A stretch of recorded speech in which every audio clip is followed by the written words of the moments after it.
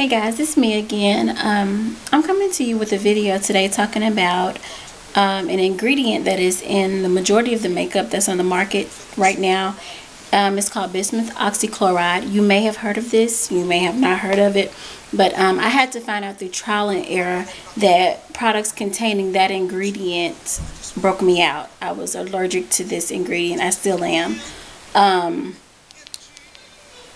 I found out about maybe two years ago. I started experimenting with different things because I noticed a lot of things were breaking me out, and most of the products that I loved, i.e. MAC and NARS and all those products, they were, every time I would use them I would see acne or bumps on my face, and I was like, I don't know what's going on. So anyway, I went through a period where I just decided not to do anything with my face as far as introducing new things, probably not wearing foundation, just probably doing concealer or something, and then I would introduce things one by one just to see what was going on.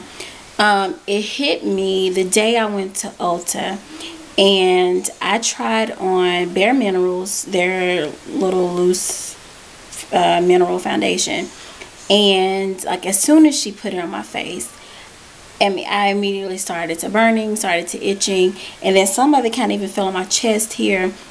And I went home and I noticed that even my chest had broken out on the spot where the foundation had fallen on. And also, just trying testing new foundations and different things out. I think before this incident, it kind of clicked in my head just a little bit that maybe something's going on with something in the ingredients. Is when I tried on the MAC Mineralized, the liquid foundation. My skin literally raised up, like it raised up off of my face. Like, yeah, it's just like, it was like a big old rash. Like, it wasn't individual bumps, but it was like all of this just lifted to make it feel like it was a rash, and I was like, this is not right. So I immediately took that product back because I said I can't do this. And at the time I wasn't thinking like maybe let me turn it around and look at the ingredients, or it could be this, it could be that. Only when I started experimenting and doing the trial and error did I notice it was this one product, this one ingredient. With the products that had this ingredient in it, they broke me out. So let's talk about Bismuth Oxychloride, and I have little notes here. I'm just going to read them. I got my information about Bismuth Oxychloride off of bismuthOxychloride.com, and I will put that in the link below if you wanted to click on it and look at it. But what is bismuth? Let's look at this. It says bismuth oxychloride is a synthetic chemical compound derived from natural ingredients. The natural ingredient actually being bismuth by itself. And bismuth is naturally occurring. It's a brittle metal, and it becomes bismuth oxychloride when it's mixed with oxygen and chlorine, I believe.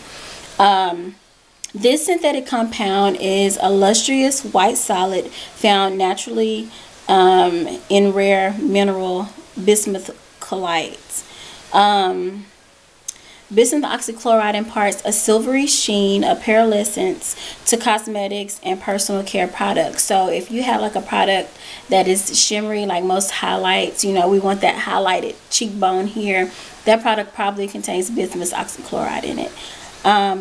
Everybody's not allergic to it. I'm just putting this information out there for the people who are breaking out. They don't know what's going on with their skin. They love makeup, they wear makeup, and they just don't know what's going on. They know it can't be this, this, and this, but it's something. So this video is for those people. Everybody's not allergic to it, because some products that I can't wear, like my mother can wear them and she doesn't break out from it. So it depends on the person, but there are some people that are allergic to this. A list of products. I just wrote down some products from my experience, things that I've had to give away, that I'm actually about to sell. I'm about to give away a lot of my NARS blushes.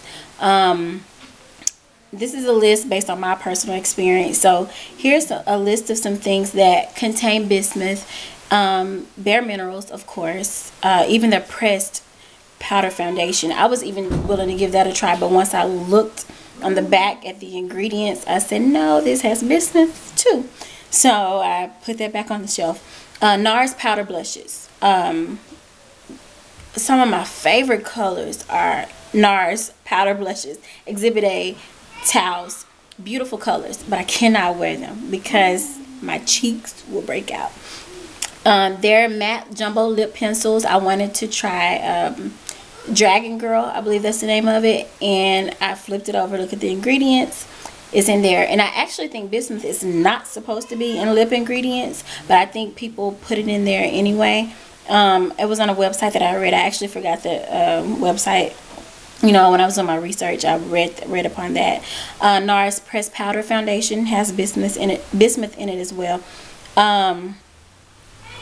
MAC mineralized products, their mineralized skin finish, their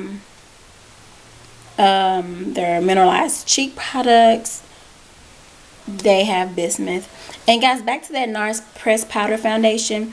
Let me research that one more time, because I actually don't think the powder foundation has it in it, but I know for sure that blushes and the lip pencil has it in there. I'll have to write it down. Bobbi Brown eyeshadows, the YSL Touchy Clat, the new foundation that has it in it.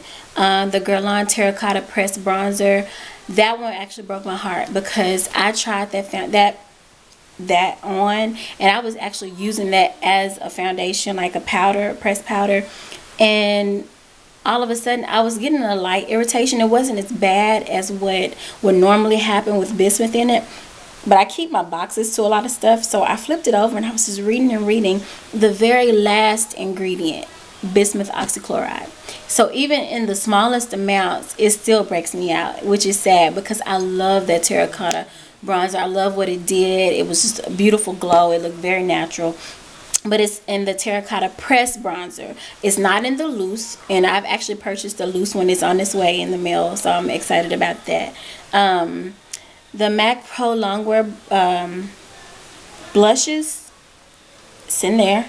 The Laura Mercier pressed mineral powder is in there as well as a lot of other products. Bismuth oxychloride is in it. So what I do, which has probably saved a lot of money, is that when I go into stores, if I'm interested in something, I immediately turn it over, look at the ingredients. I read it all the way down. Normally bismuth would be sort of toward the bottom, the middle to the bottom. Some of them have them at the top, so that means it's a lot of it in there if it's one of the first few ingredients.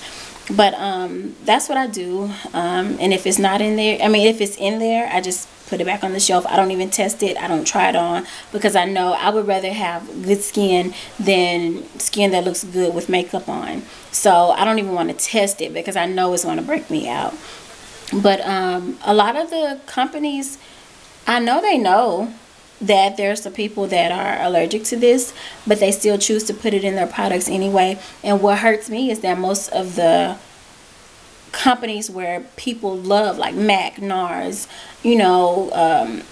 Guerlain, Laura Mercier, Bare Minerals, all these big name companies, they know that this product, they have to know, it has to be at least one person on the team that knows that bismuth oxychloride breaks people out. And like I said, it doesn't affect everybody, so maybe that's where their mindset is. Like, it doesn't affect everybody, it's just a small percentage of people. But that small percentage of people, that's a loyal customer. It could have been a loyal customer. So I really wish they would come out with something like bismuth oxychloride free ingredients. Like, since MAC wants to come out with all these collections, 1 million collections a year, come out with a collection that's free of bismuth oxychloride. I'll probably buy everything in there. So just be considerate of all of your consumers and think about that. That message was for the makeup companies, if they watch, which they probably don't. But I hope you guys found this video very informative, because I really want to help somebody, and if I helped at least one person, then I've done my job. So stop breaking out. Stop wearing these products just because of the name, because it's MAC, because it's whatever. Care about your skin first. and look at it that way. Even that Ruby Kisses stuff that a lot of people are wearing, like that concealer and the stuff that's like at the beauty supply store, that has bismuth in it. So it's a lot of stuff from high end to low end. And to be honest, high end needs to know better. They needs to know, stop putting this cheap ingredient in products that you're making people spend $50, $60 for, you know. So that's my spiel. I hope you guys learned something. Be blessed. Leave comments and I will respond. Bye.